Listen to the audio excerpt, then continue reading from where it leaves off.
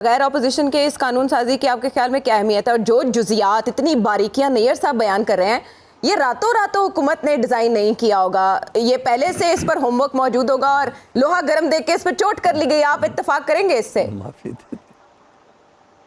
देखें, पहली चीज़ तो ये है कि ये जो कानून साजी हो रही है और स्पेशली जिस तरह लग रहा है कि अदलिया के ऊपर ख़ास किस्म की नज़र है हुकूमत की, ये कानून साजी के साथ साथ एक बयानिया साजी की एक्सरसाइज भी है। ये एक सियासी बयानिया बनाने की कोशिश भी है, क्योंकि पहले ये किसी और के ऊपर इल्ज़ामात लगाते थे, अब ये उधर इल्ज़ामात नहीं लगा रहे, अब इनको कोई ना कोई सियासी बयानिया बनाना है। तो ये कानून साजी जहाँ पे किसी को रिलीफ देने के लिए है, वहाँ पे साथ साथ सियासी बयानिया बनाने की कोशिश भी है। दूसरी बात जो इस कानून साजी के अंदर जिस तरह आप जिक्र किया जा रहा है कि मियाँ साहब को भी रिलीफ मिलेगी, देखें आप दे दें कानून बना के, आप मियाँ साहब को रिलीफ दे दें, जो सियासतदान होते हैं ना उनको रिलीफ सिर्फ और सिर्फ आवाम से मिल सकती है।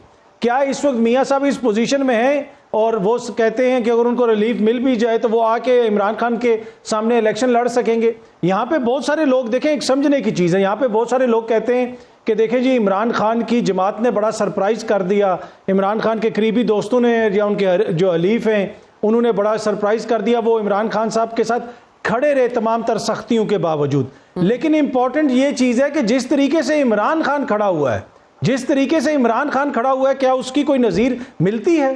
तो ये सबक है नवाज शरीफ के लिए, जब आपने अपने हकूक़ की जंग लड़नी हो ना, तो फिर आधी पार्लिमान जिसमें आधी अवाम की नुमाइंदगी नहीं, वहाँ से कोई रातों में कानून बनाने के बजाय आपको खुद मैदान में उतरना पड़ता है, फिर अवाम आपके पीछे खड़ी होती है। ये नहीं हो सकता कि आप लंदन में बैठे हों, अवाम आटे की लाइनों में मर रही हो और मियाँ साहब के लिए एक असेंबली से जिसमें राजा रियाज अपोजिशन लीडर हैं एक कानून आ जाएगा और मियाँ साहब को रिलीफ मिल जाएगी। सियासत बड़ी जालिम चीज़ है, सियासत और तारीख का बड़ा साथ साथ रिश्ता है। तो तारीख के अंदर ये सब कुछ देखा भी जा रहा है, लिखा भी जा रहा है कि क्या कौन क्या कर रहा है, किसका क्या किरदार है। तो ये एक सियासी एक्सरसाइज है, ये कानूनी एक्सरसाइज नहीं है। ये एक शख्स को रिलीफ देने की कोशिश हो सकती है, लेकिन ये इतना आसान नहीं होगा जितना ये लोग समझ रहे हैं। आपको पता है माजी में जब पार्लियामेंट एकदम एक्टिव होती थी तो वो कौन से नासिर कार फरमा होते थे, वो सपोर्ट या पावर कहाँ से उनको मिलती थी? अभी आप इस काविश के पीछे भी अतर कोई सपोर्ट देख रहे हैं? देखें, आप पार्लियामेंट का अपना रवैया देख लें ना। कल हुकूमती वजीर राना तनवीर साहब ने जो पार्लियामान के अंदर ज़ुबान इस्तेमाल की और उसके साथ बैठे हुए वजीर दिफा ने उसके ऊपर जो डेस्क बजाए, वहाँ से आपको लगता है कि कहीं और से सपोर्ट की ज़रूरत है? हमारे जो सामने है हम उसको क्यों नहीं देख रहे? पीछे तो देखें, बाद में पता नहीं कौन है, क्या है, दीवार के पीछे क्या है, मुझे उसका ज़्यादा फिक्र नहीं है। जो दीवार के सामने है मुझे तो वो नज़र आ रहा है। इस पार्लियामान के अंदर जिस किस्म की ज़ुबान इस्तेमाल की जा रही है, जिस किस्म की कानून साजी की जा रही है और इनका जो रवैया है इंतखाबात के हवाले से, मतलब ये जो पीपल्स पार्टी वाले हैं वो सबसे बड़े सहूलतकार इस वक्त बने हुए इंतखाबात में रुकावट के लिए। मियाँ साहब का नाम तो आ रहा है कि जी उनके लिए बड़ी पर्सन स्पेसिफिक कानून साजी हो रही है, हो सकता है ऐसा हो, लेकिन ये नहीं भूलना चाहिए कि इस वक्त सबसे ज़्यादा फिक्रमंद अगर कोई आपको लग रहा है तो वो मोहतरम बिलावल साहब हैं। उनकी ख्वाहिश है कि सब कुछ हो जाए, इंतखाबात नहीं होंगे। वो अपना कह रहे हैं जी पार्लियामान का फ्लोर भी आप इस्तेमाल करें, वकील भी हम आपको अपना देंगे, फारूक एच नाइक साहब, वो उधर जाके मुकदमा भी लड़ेंगे, इंतखाबात नहीं होंगे।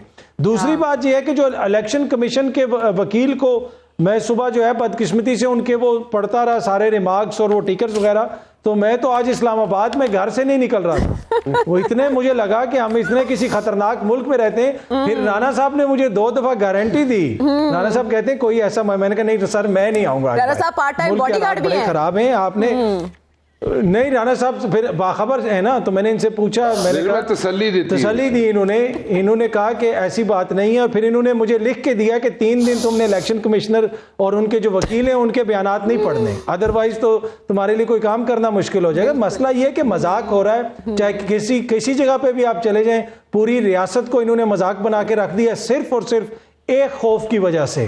और वो खौफ क्या है कि अवाम जो है उनको वोट टू का जो राइट है वो उनको नहीं देना हमने। तो ये जब तक ये खौफ इनके दिलों से नहीं निकलेगा तो इस तरह की कानून साजियां भी होती रहेंगी, पार्लियामान के किरदार के ऊपर सवालिया निशान भी उठेगा।